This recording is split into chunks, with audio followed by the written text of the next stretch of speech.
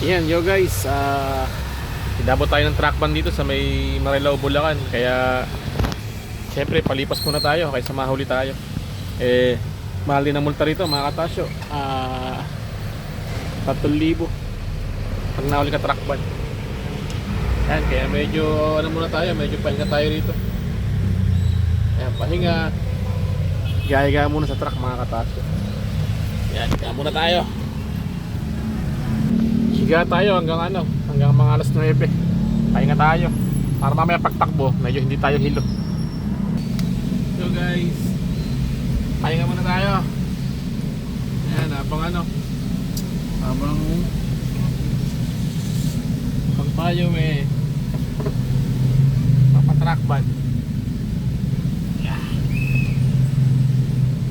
Unan.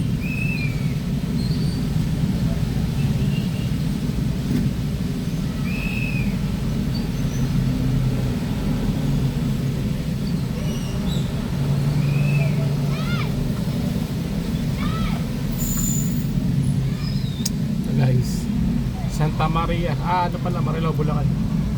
Ayan lugar.